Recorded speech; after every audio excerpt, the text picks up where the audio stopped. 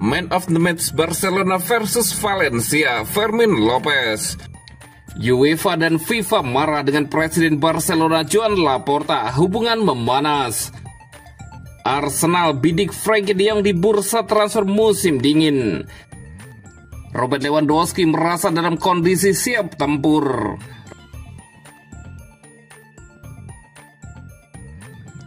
Man of the match Barcelona versus Valencia, Fermin Lopez.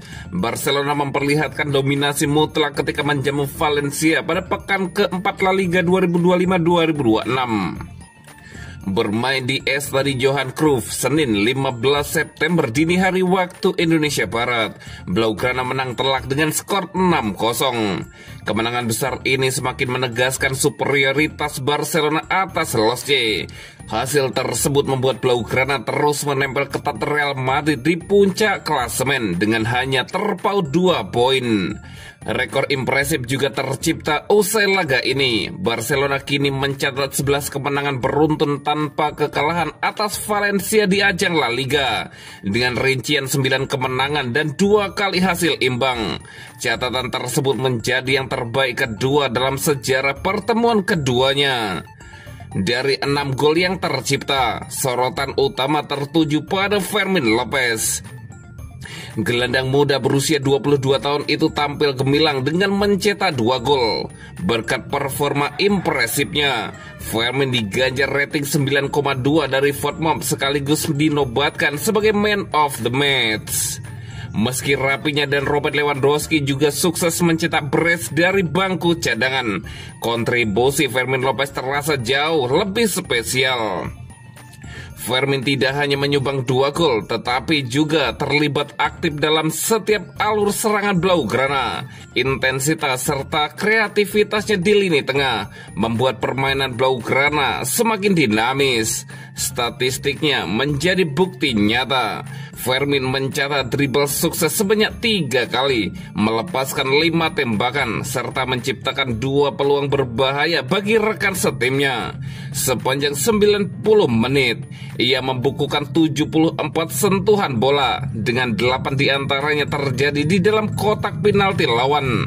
Tak heran jika nama Fermin Lopez menjadi pusat perhatian dalam pesta gol Barcelona ke gawang Valencia.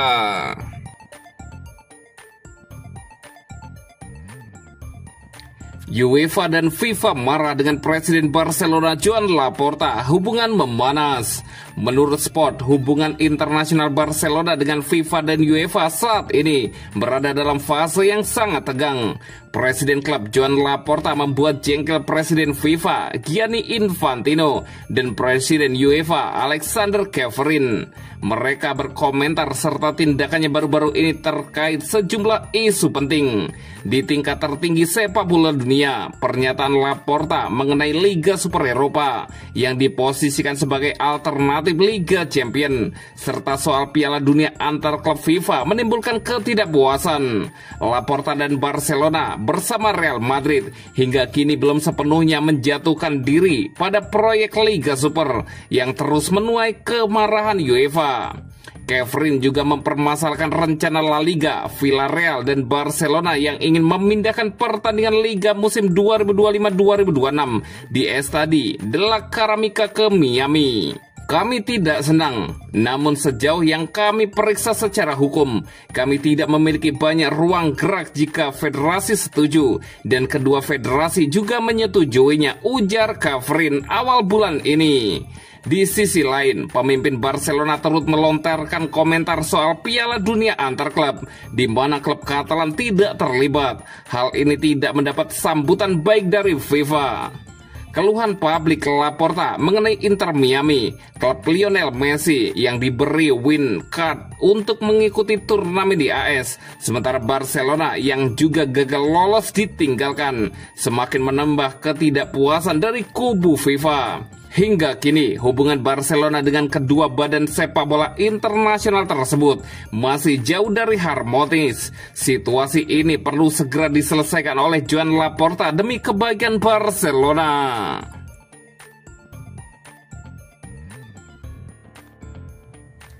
Arsenal bidik Frenkie de Jong di bursa transfer musim dingin. Arsenal dikabarkan tengah menyiapkan langkah ambisius untuk mendatangkan Frenkie de Jong dari Barcelona pada bursa transfer musim dingin mendatang. Bursa transfer Januari akan segera dibuka dan Arsenal dikabarkan tengah mempersiapkan langkah besar. Menurut laporan dari VKS, The Gunner menjadikan Frenkie de Jong sebagai target utama untuk memperkuat lini tengah. Klub London Utara tersebut berencana memanfaatkan ketidakpastian kontrak sang gelandang di Barcelona untuk memboyong ke Emirat dengan harga yang lebih terjangkau. Meskipun telah mendatangkan beberapa nama besar di bursa transfer musim panas, manajer Arsenal Mikel Arteta masih mengincar tambahan kekuatan di lini tengah. Frenkie de Jong menjadi target ideal karena kualitasnya yang diakui dunia. Situasi kontrak sang pemain menjadi kunci. Ia kini memasuki tahun terakhir kontraknya di Camp Nou dan negosiasi perpanjangan terhenti karena permintaan gajinya tidak dapat dipenuhi oleh Barcelona.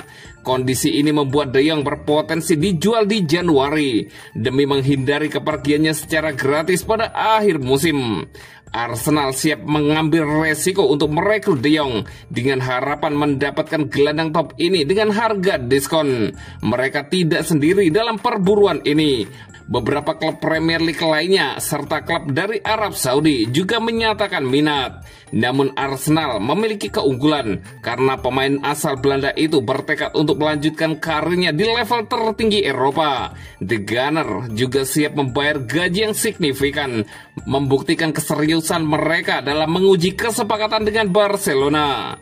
Mendatangkan Frenkie de Jong akan menjadi upgrade signifikan bagi lini tengah Arsenal dengan kehadiran Declan Rice, Mikel Merino, dan Martin Odegaard. Lini tengah The Gunner sudah sangat solid, tetapi kualitas De Jong akan membawanya ke level yang lebih tinggi. Fleksibilitas taktik dan kreativitas yang ia miliki akan menjadi senjata ampuh bagi Arteta, terutama dalam persaingan ketat mengejar gelar Liga Premier dan Liga Champion. Jika transfer ini terwujud, De Jong tidak hanya akan menambah kedalaman skuad, tetapi juga menjadi pembeda yang bisa membawa Arsenal meraih trofi.